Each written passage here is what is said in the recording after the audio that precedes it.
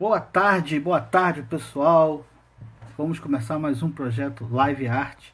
Hoje, super especial à tarde. A gente vai conversar com a Paula Barreto. Vamos ver se ela já chegou aqui. Já chegou. Deixa eu só encaminhar rapidamente aqui. Um minutinho. Pronto. Conectar. O projeto Live Art é um projeto da Tássia Miller, que ela me convidou para participar. Boa tarde, Boa Paula. tarde. Tudo bom? Tudo e Hoje estou você? tenso. Estou tenso hoje, estou nervoso.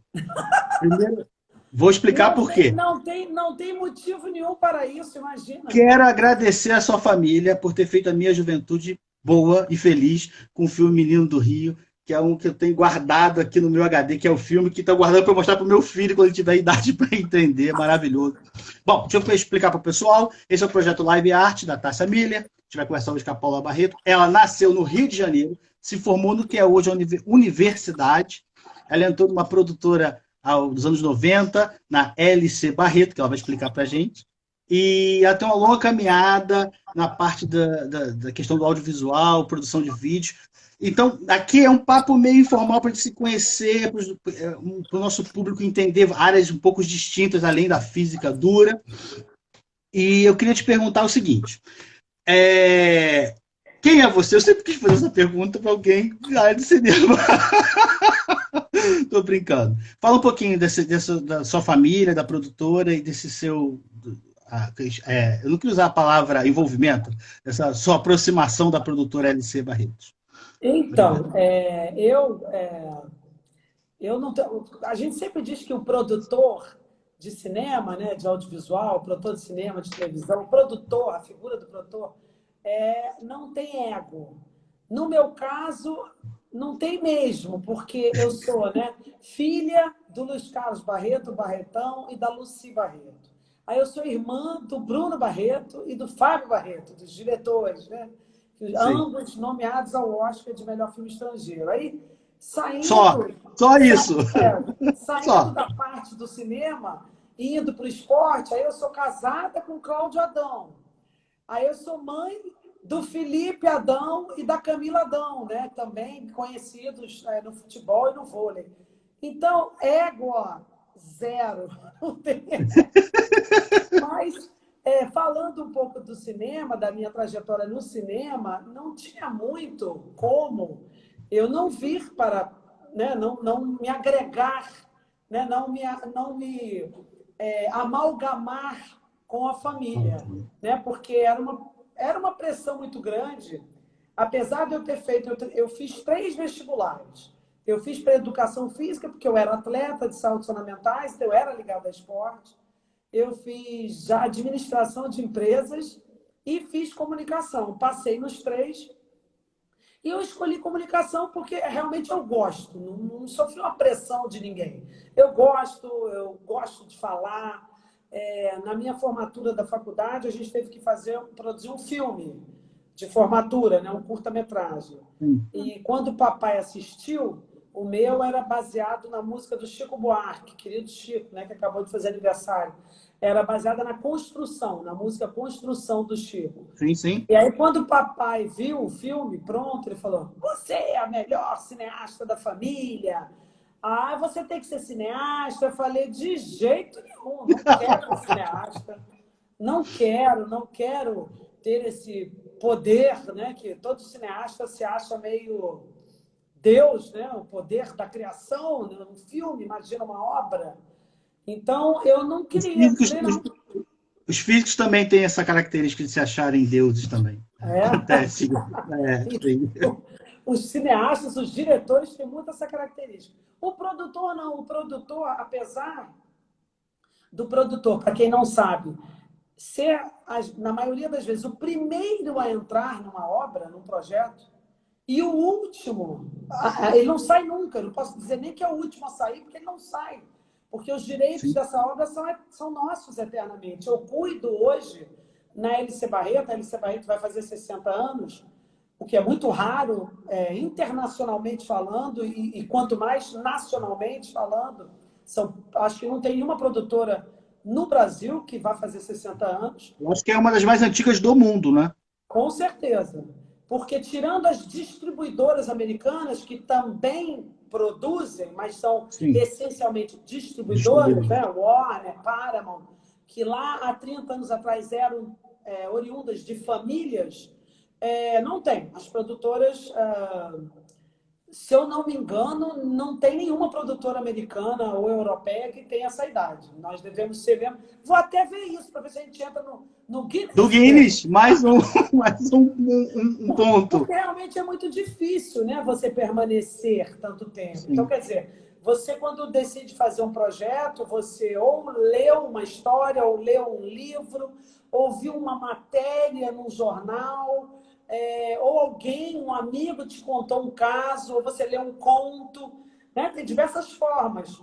Ou alguém, ou um diretor te traz a ideia.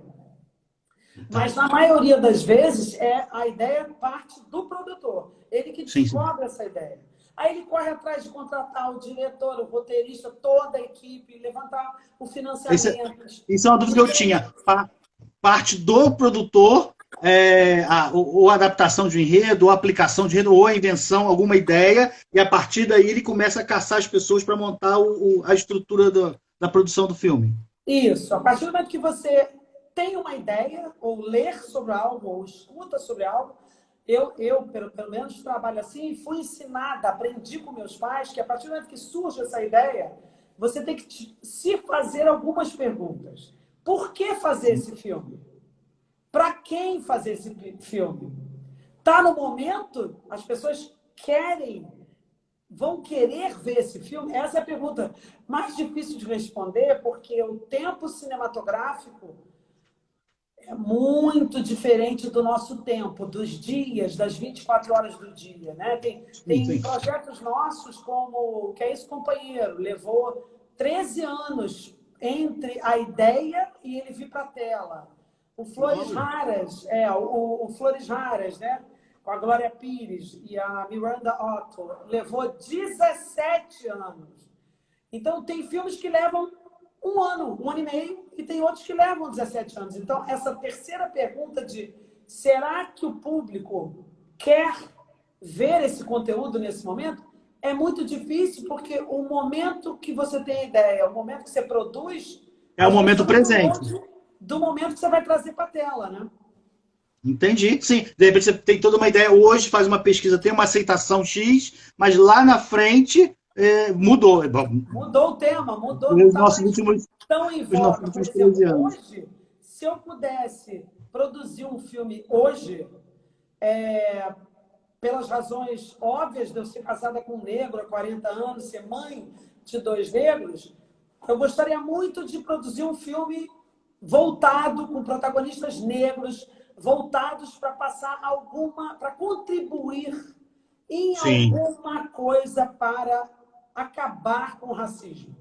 Eu acho que sim. essa seria a minha maior vontade hoje. De Mas estar não fazendo necessariamente isso isso. vai ser o mote. Estou pensando em mercado, em marketing, daqui a 13 anos. Né? Pensando, de Aí repente que não vai tá. estar. Falando em termos de mercado, eu tenho um projeto lindo há alguns anos, que seria com uma protagonista negra, uma cantora negra, e eu recebi portas fechadas de várias distribuidoras dizendo que filme com protagonista negro não dá E dinheiro, hoje talvez vai que as fácil. pessoas se recusam a ir ver. Então, muito triste, é muito decepcionante você depender de distribuidoras, depender de editais, e para fazer o projeto que você tem certeza que seria o ideal, que Sim, seria o mais adequado para aquele momento. Porque eu acho que, além de divertir e de entreter, eu gosto quando os meus filmes sempre têm alguma mensagem. Né? Pode ser uma comédia. Por exemplo, Cro. Nós produzimos o primeiro Cro, né? Não esse uhum, último, o primeiro, com o Marcelo Serrado e o Alexandre Nero. Era uma comédia, mas tinha... A principal problema dentro do filme era o trabalho escravo, com bolivianas que eram escravizadas como costureiras. Então, você sempre pode passar alguma mensagem, contribuir com um pouco que seja, para tentar modificar essa nossa sociedade tão desigual. Né? Eu digo que, Sim. hoje, conversando com a minha mãe, a gente faz um call, né? Minha mãe, a Lucy, tem 87 anos e o Barretão 92. E a gente faz um call de trabalho todo dia. 1h30 da tarde até quase 3 horas. O Cláudio vem aqui, vamos almoçar, vamos almoçar. Eu falo, calma. Ele acaba as 5.000 flexões dele e aí você está indo em reunião. Ele contou 50.000 flexões por dia. E hoje nós falávamos que existe uma pandemia muito maior do que o coronavírus, há séculos instaurada no mundo, e principalmente no Brasil, que é a desigualdade. Sim. Enquanto houver desigualdade, meu amigo, não vai ser uma sociedade justa. A gente não pode mais viver fingindo que isso não existe. Sim. Você acha que tinha... Bom, eu tenho a minha visão da parte de baixo dessa esfera. Mas você acha que tem uma esfera que a elite olha, que quer fingir que é legal? E não vê lá por exemplo, o auxílio emergencial deixou claro que a gente não enxergava, sei lá, 48 milhões de pessoas. Invisíveis. Você acha que tem isso? Não é que a elite não veja, na minha opinião, o problema é que a elite está num lugar muito confortável. E ela não quer sair desse lugar. Desculpa, isso é um egoísmo. Os privilegiados não querem dividir seus privilégios, porque todos podemos ser privilegiados. O que não é justo é que só 10% da população seja privilegiada. No Brasil isso é um absurdo. Isso é um absurdo. O Brasil é um país... isso de perto, quando eu produzi o filme do Lula, Lula, o Filho do Brasil, sim, que deveria se chamar Lindu, a mãe do Brasil, porque o filme era uma homenagem à mãe dele, mas por força de contrato... Ninguém entendeu que o filme é a mãe. Nós não podíamos trocar o nome. Tinha que ser o nome do livro, que era Lula, o Filho do Brasil. Sim. Mas quando a gente produziu o Lula, e eu viajei muito pelo mundo inteiro para passar esse filme, em diversos festivais do mundo inteiro, e naquela época você entrava no avião e você via a classe C e D dentro do avião, dividindo os espaços. Eu sou um desses aí. E as pessoas privilegiadas da elite extremamente incomodadas em ter que dividir o espaço. Eu e meu marido, a gente entrava no avião para os festivais, eu olhava aquilo, pessoas humildes, que não sabiam mexer na cadeira, não sabiam dentro do banheiro, onde era a lixeira para botar o papel, o que era exatamente a privada. Então, e as pessoas incomodadas... Entendo perfeitamente isso. Como é que abre a banheira? Como é que abre o banheiro do avião? Como é que é? Nunca em ter que dividir aquele espaço.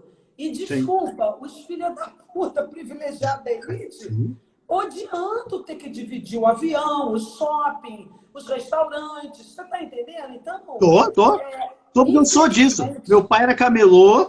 Eu sempre falo isso com meus alunos, é importante ouvir isso. Meu pai era camelô, vendia bolinho na praça. Eu fui fazer física, fiz mestrado, doutorado, fui pelo mundo, mas eu saí lá de baixo e não tem ninguém que te ensina como é que é no avião. Você tem que entrar no avião, como é que faz um check-in, é tudo... Porque quando você vem da classe dominante, o pai ensina para o filho aqui que passa o passaporte. É assim. Eu não, eu sozinho lá e se vira nos 30.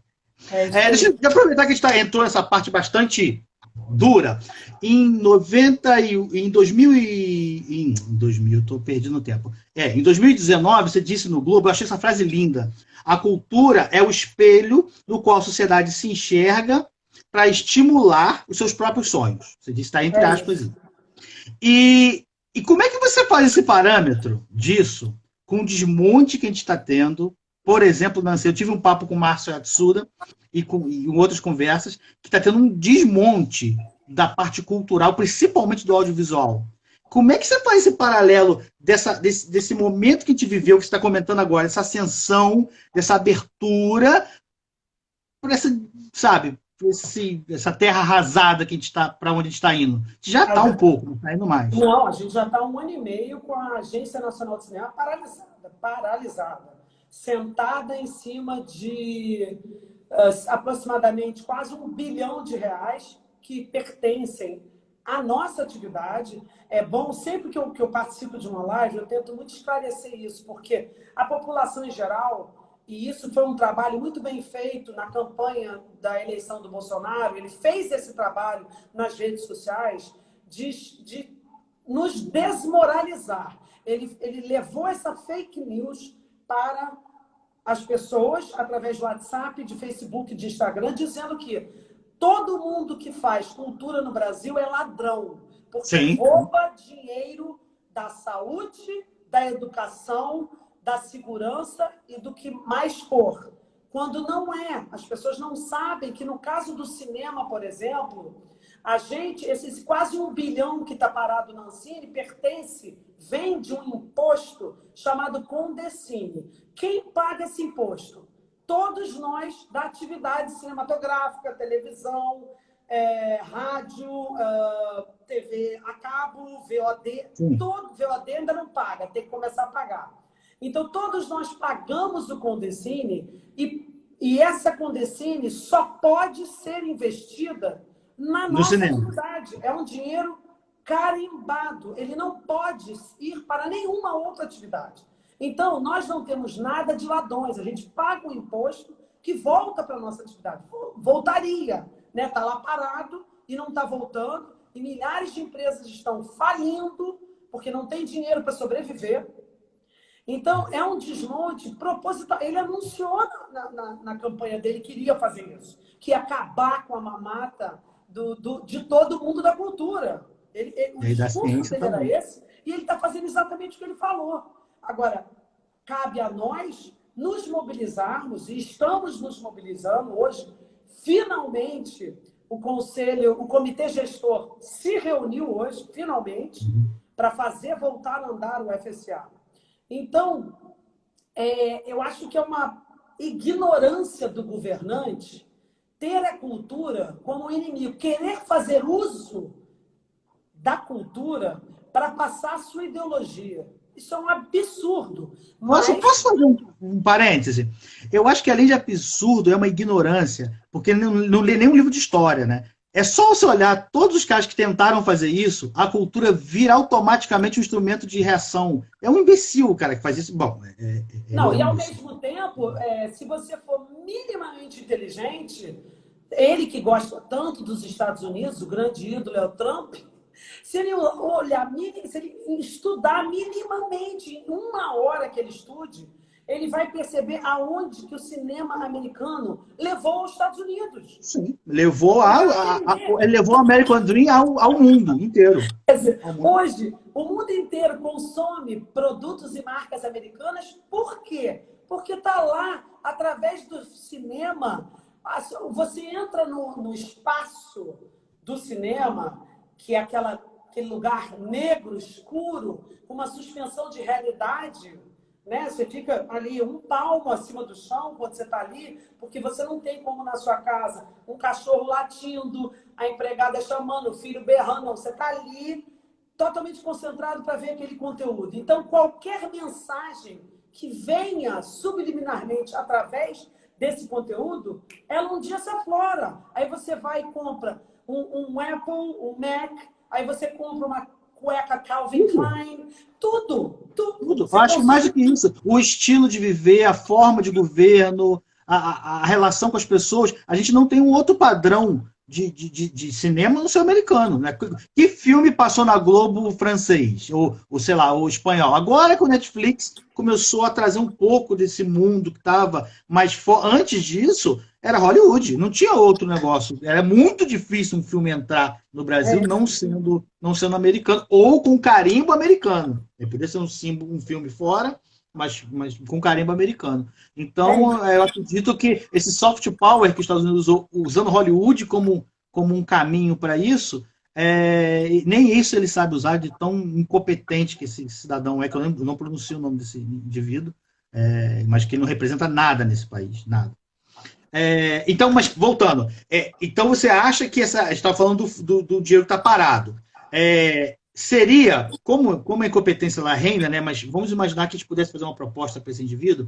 Você acha que poderia ter uma ação com essa grana, por exemplo, para manter as produtoras, principalmente as médias e pequenas, as grandes também, todas, para conseguir manter o mercado minimamente ativo nessa pandemia?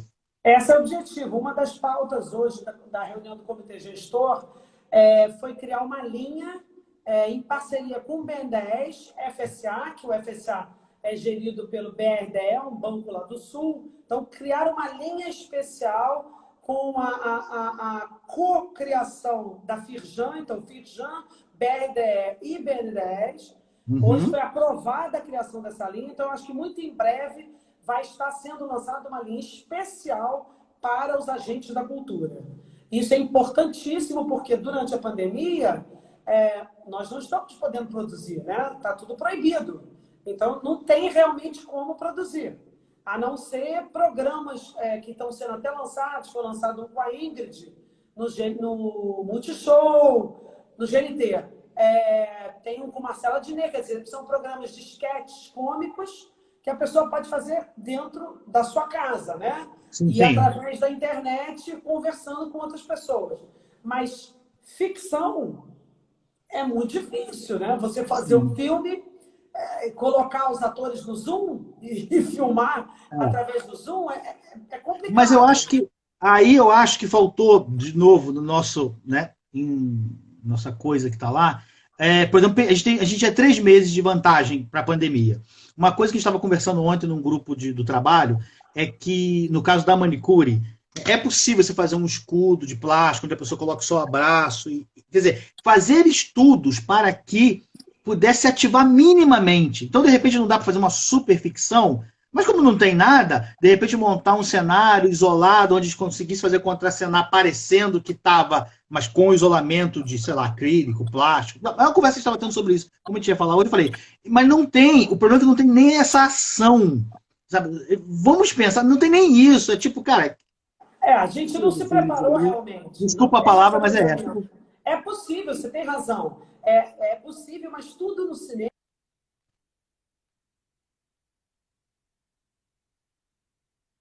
demora um pouco para ser construído.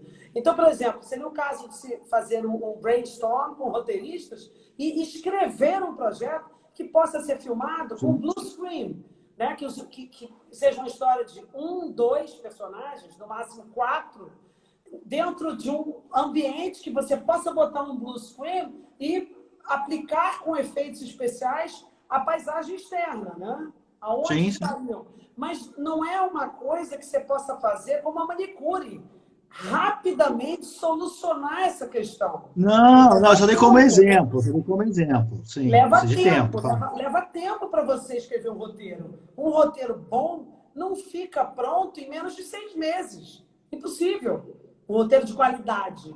Né? Sim. Então, é lógico que a gente já está começando a pensar nessas soluções. Temos que pensar, estamos pensando, porque pelo andar da carruagem, nós não vamos sair dessa situação caótica em que estamos, com o governante que a gente tem, em menos de um ano. Não vamos. Não vamos. A gente está à beira de mais uma tragédia. Hoje eu estava vendo no jornal cidades que já estavam na fase 3 estão retornando para a fase 1. Porque os casos aumentaram 40%, 50%, 80%. Exatamente então, por não ter essa visão científica. Dá para fazer alguma coisa? Dá, mas tem que ter regra. Por exemplo, eu vi funcionários, a pessoa que está trabalhando, vou usar a casa manicure, não podia usar outra, uma loja. Essa pessoa tinha que estar usando uma máscara muito específica chamada N95. E os caras não estão nem aí, porque essa máscara normal, ela protege muito pouco, e ele está muito exposto, então vai contaminar os funcionários todos. Daqui a pouco não tem funcionário para trabalhar. É uma falta de pesquisa, não tem um comitê central, não tem nada. Então está perdido. E aí, hoje no Rio, a gente já saiu hoje um manual de regramentos para voltar, quanto pudermos voltar, como poderemos voltar. Uma equipe de, no máximo, tantas pessoas, que tipo de cuidado, todo mundo tendo que medir febre, tendo que estar com vários regulamentos. Mas, ao mesmo tempo, É o que eu te falei, nós temos que nos preparar com histórias adequadas que comportem equipes menores, né? Porque você não vai poder ter... Você está acostumado a ter 80 pessoas, 100 pessoas no set. Não vai poder Caramba, eu ter. não sabia que era tanta gente. 80, 100 pessoas dentro de um set de filmagem. Só a motorista de van que vai, que leva, que vai, que leva, são 20 e tantos. As equipes são muito grandes. Então, nós temos que fazer uma série de adaptações para poder voltarmos a criar e produzir nesse período de pandemia, com certeza. Mas como eu quero ressaltar que eu estou me focando, eu e a equipe da LC Barreto, em trazer projetos que façam a diferença. Projetos que falem dessa desigualdade, que ajudem a desconstruir, né? Destruir esse racismo estrutural. Nós temos que fazer a nossa parte, empregar mais negros, dar cargos mais importantes a pessoas negras. Nós temos que fazer a nossa parte, não basta só falar. Eu tenho que parar de falar e agir mais, né? Todos nós. Os brancos. Hoje eu estava vendo o professor Silvio, né? O grande Silvio, que é da Universidade Americana, filósofo, escritor. Sim, Silvio Almeida. Silvio Almeida, esse cara é Isso. espetacular. E ele dizia exatamente isso. Quem é que tem que fazer mais agora na luta para acabar com o racismo? São os brancos. Sim. Somos nós, não somos negros. Eles já tentam fazer isso há séculos. Né? Então, os brancos têm que sair da sua atitude de privilégio e agir. Deixa eu fazer uma pergunta. Quantos diretores negros você conhece? Alguns, assim, amigos íntimos. Eu tenho Jefferson D, que eu tenho até um projeto com ele, de um programa de TV que se chama Pais Brancos e Filhos Negros. Nós temos um projeto juntos. Sabrina Fidalgo, que é uma pessoa que eu quero dar uma chance para fazer um longa-metragem. Os curtas dela são maravilhosos. Eu quero produzir o primeiro longa dela. São amigos, pessoas que eu me aproximei e que quero estar junto. Mas ontem mesmo eu vi um post eu estou seguindo diversas páginas no Instagram. Uma delas eu acho que é Alma Preta no jornalismo. E lá tinha um concurso de primeiros diretores de curtas-metragens negros. Aí eu mandei uma mensagem, falei, gostaria que vocês, por favor, me mandassem o contato, se vocês tiverem, desses primeiros, né? Primeiros curtas de negros, para ver se a gente dá uma força. A LC Barreto pode, às vezes, não ter dinheiro para produzir um primeiro curta, mas nós temos um figurino, nós temos um galpão com 30 mil algum apoio. de acessório. É uma forma de você apoiar. Nós temos material também. A gente tem câmera, a gente tem ilha de edição, a gente tem som. Então, a gente pode apoiar, não com dinheiro, mas apoiar, né? Com equipamentos, com figurino, etc. Eu te perguntei isso porque eu fiz, são 4 anos de graduação, 2 de mestrado, 2 de doutorado, e eu não tive nenhum professor negro. É muito difícil. Na faculdade era um corpo docente de 100 e poucos, e tinha um professor que não me deu aula, e na pós-graduação não tinha nenhum. Fica difícil, por exemplo. Todo mundo fica falando, mas por que nos Estados Unidos consegue, aqui não consegue? Por que aqui não tem um líder negro? Desculpa. Nós não somos os Estados Unidos. Os Estados Unidos tem 14% o racismo lá é uma outra estrutura, né? Lá não vai ter uma líder mulher. Lá não vai ter uma líder mulher. Se aqui tivesse despontado algum líder negro, já estaria morto. Já estaria morto, porque aqui tudo se resolve assim, como lá foi morto. Os 2 líderes foram mortos, né? 2 mais proeminentes, né? Malcolm X e Martin Luther King. Mas aqui nós temos a força do brasileiro, são os diversos movimentos negros. A mudança vai vir por aí. E outro dia eu estava vendo também o Conversa do Bial, que o Silvio participou, e tinha um diretor negro americano que mora em Salvador. Ele dizia exatamente isso. Enquanto, é claro que muito da mudança tem que vir do branco, mas do negro tem que vir a principal delas, que é começar a fazer o seu dinheiro circular só na comunidade negra. Qual é o empresário que está aqui? Esse empresário faz roupa, ele é negro? Vamos comprar dele.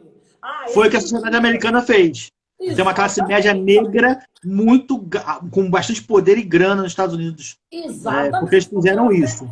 Ela faz circular a grana ali. Não, tá bom, não tem nenhum empresário negro que tenha uma linha de cosméticos para negros, né? Então você vai consumir de uma marca que se preocupe com o negro, que produza produtos específicos para a raça negra. Então, são três mudanças que são importantes, eu acho. Primeiro, na educação.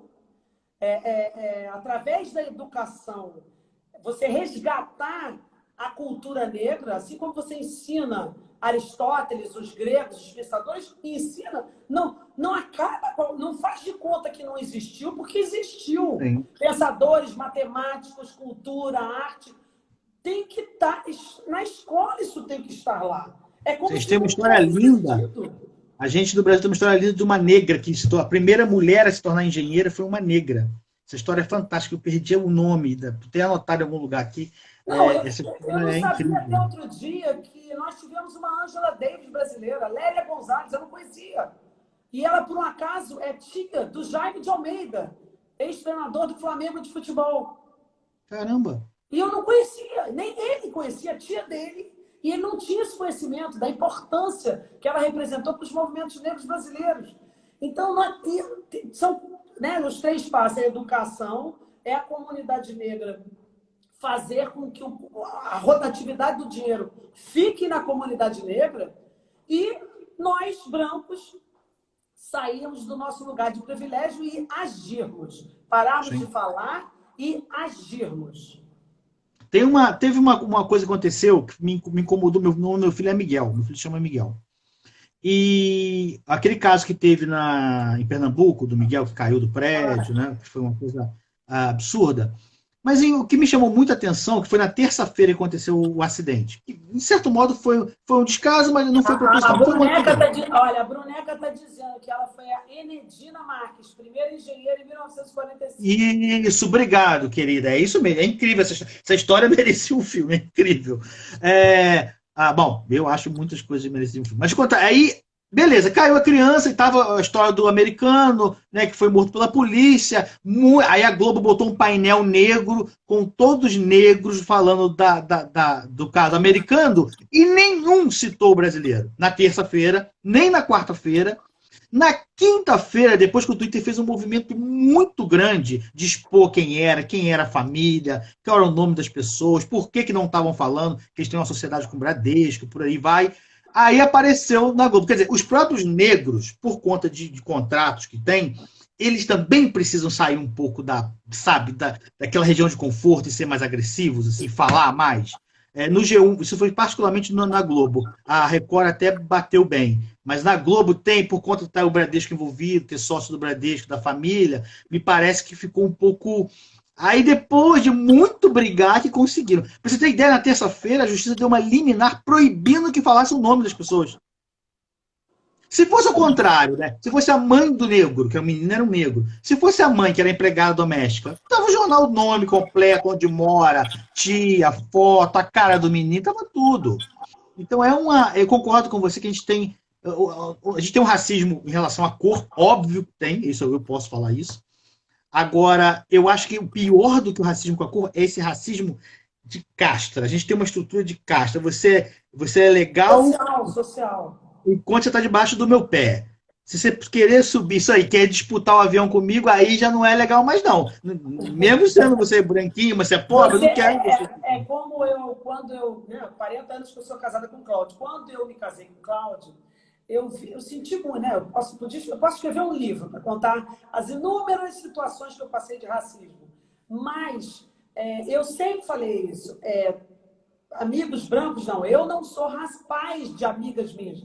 Não sou racista. Desde que um negro não queira casar com a minha filha. Então, quer dizer... Desculpa. Mas... Eu rio porque... Eu rio para não chorar, porque... Sim, é trágico. É tão absurdesco essa situação,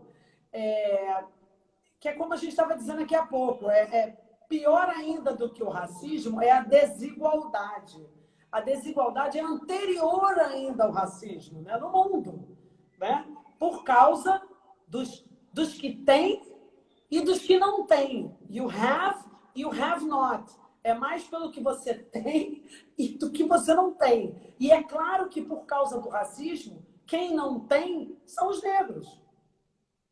Né? Sim. Por que não falta remédio nos hospitais tradicionais? Porque lá estão os brancos. Por que nos hospitais de campanha não tem médico, remédio, nada? Não, se você quiser...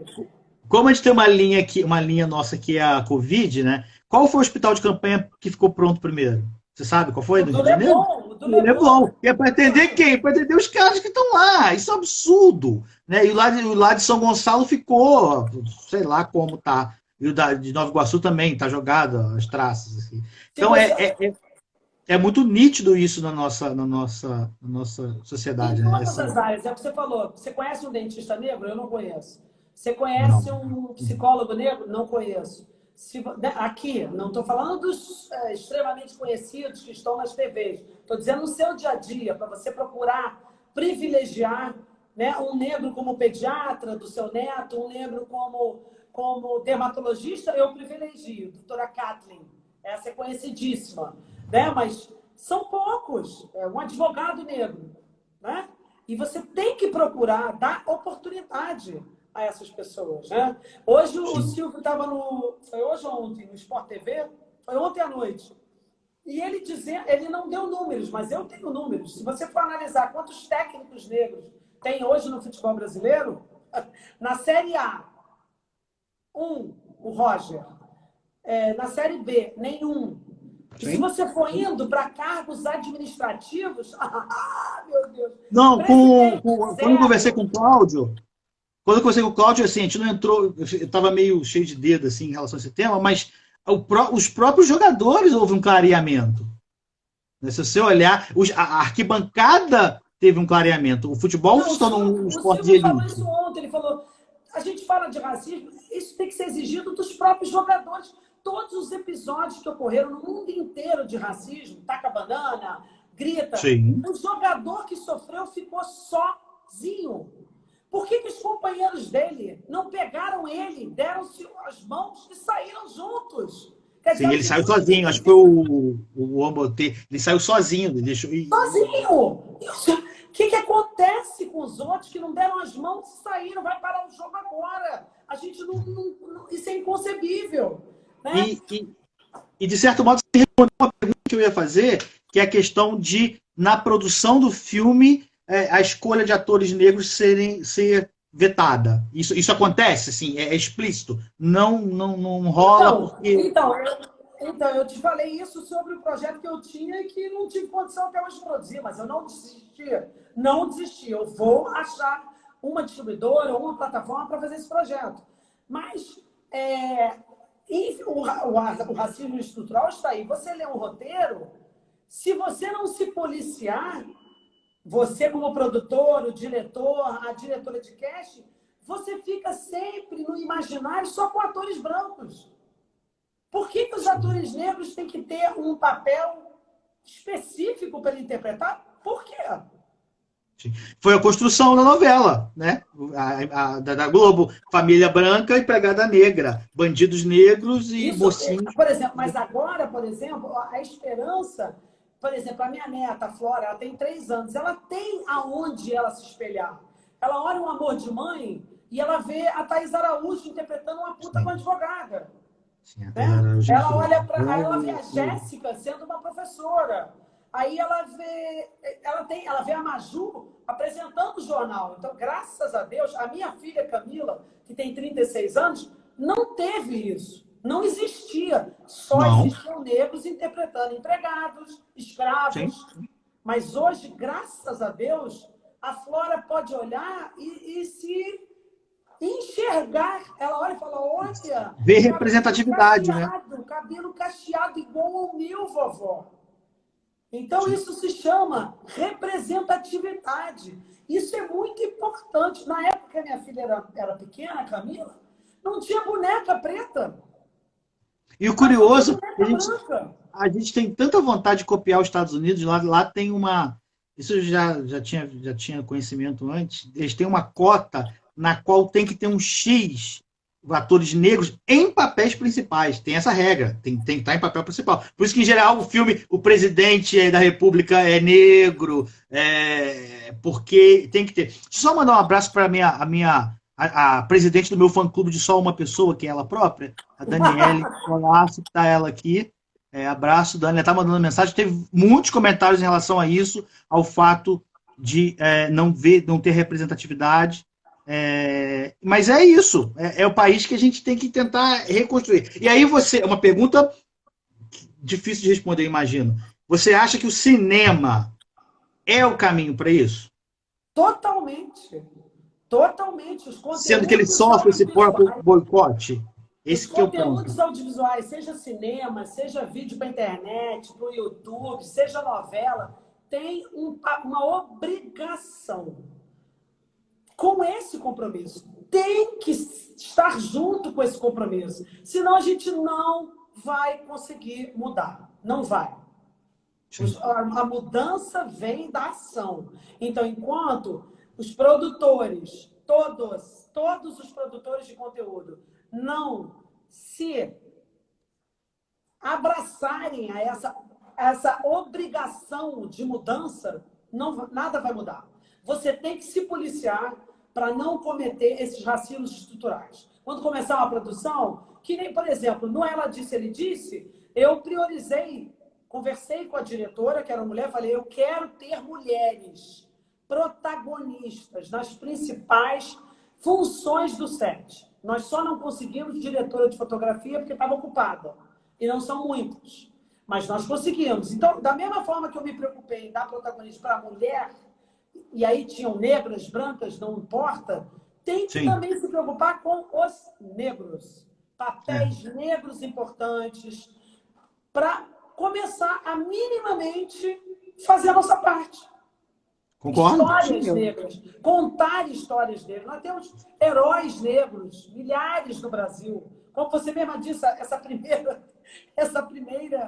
engenheira mulher era negra.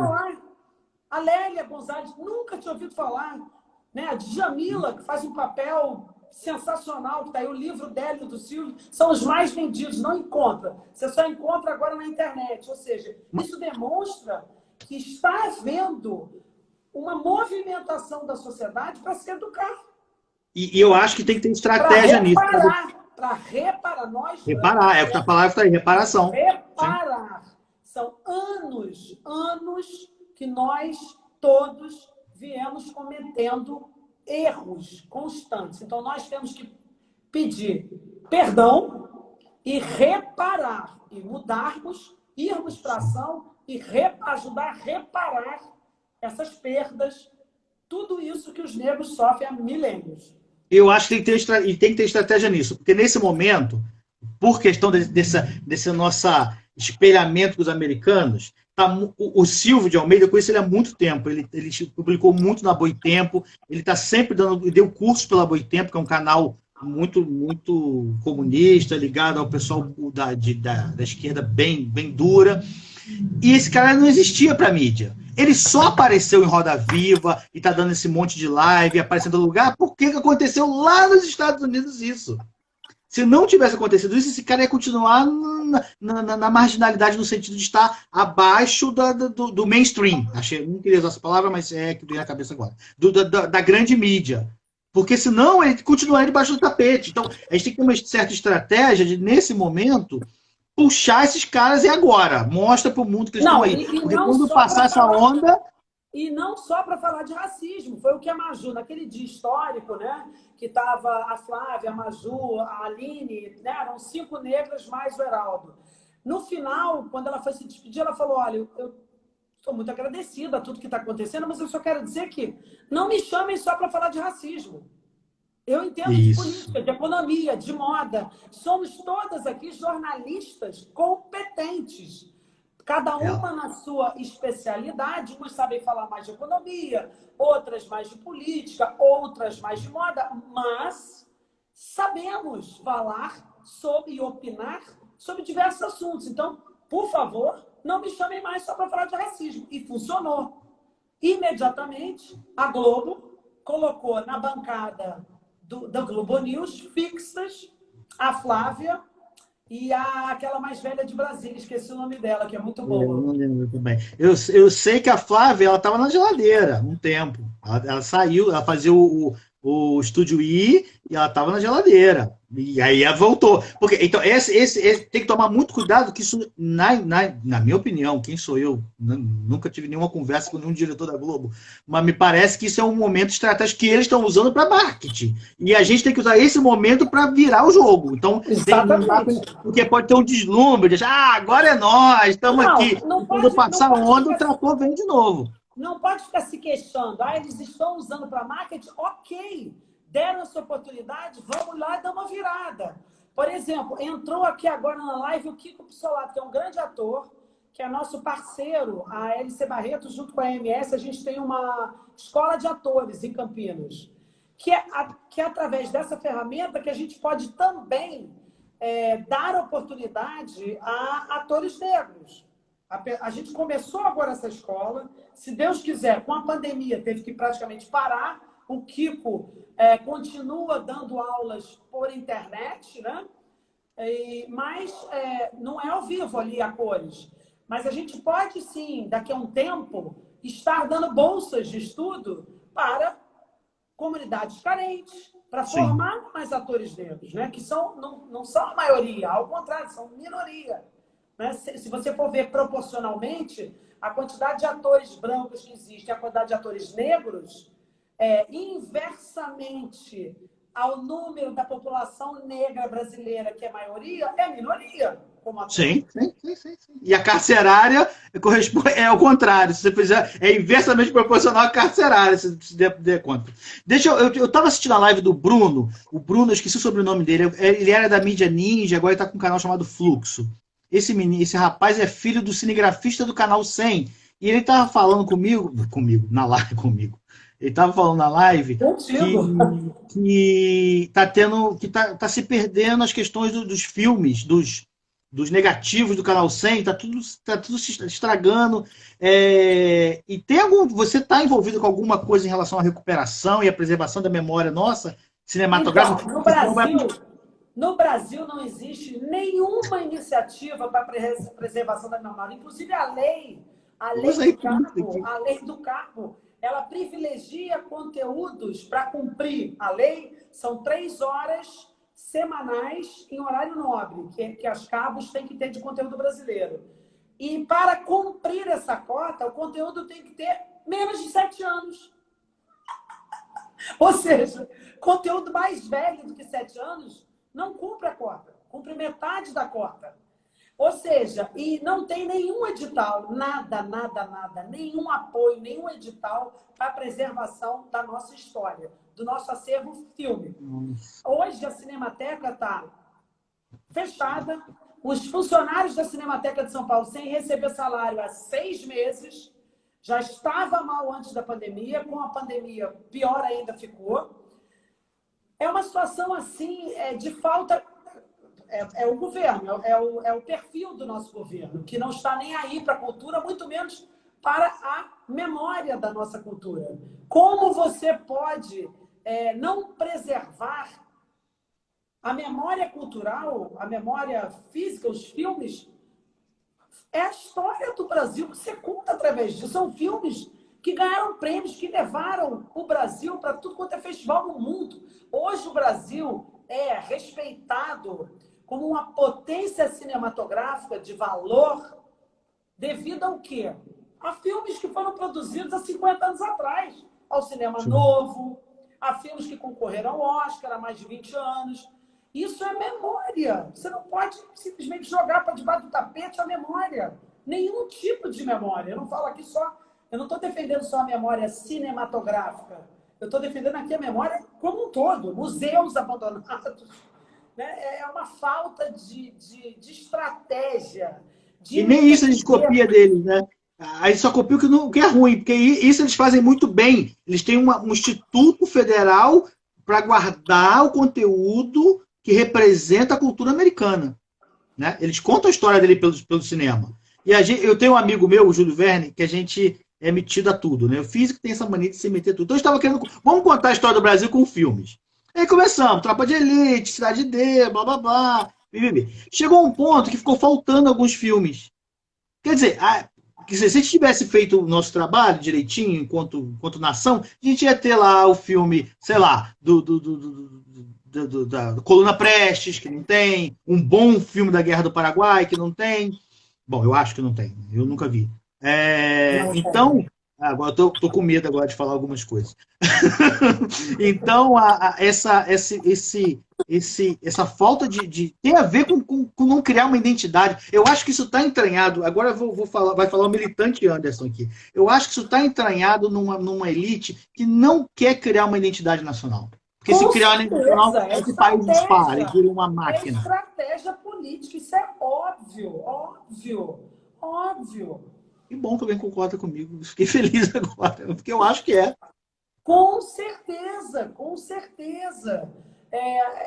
Até porque eu acho que o governo confunde, né? Ele faz essa confusão no sentido de que ele acha que você resgatar a memória e conservar a memória do audiovisual brasileiro tem a ver com que lado político você está. Desculpa, não tem nada a ver. Você pode ser de esquerda ou de direita, não tem nada a ver.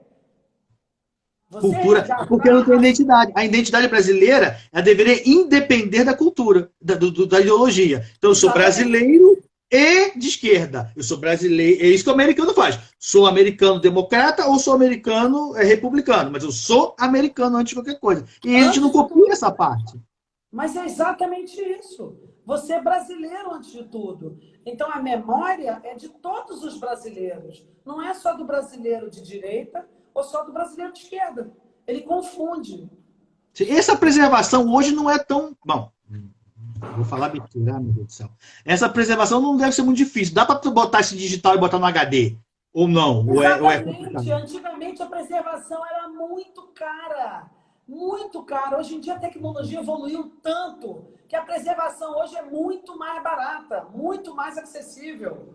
Entendi. Nossa Senhora, é uma coisa assim... Antigamente, para você preservar uma preservação mínima, fazer uma intervenção mínima numa obra, custava, sei lá, $100 mil.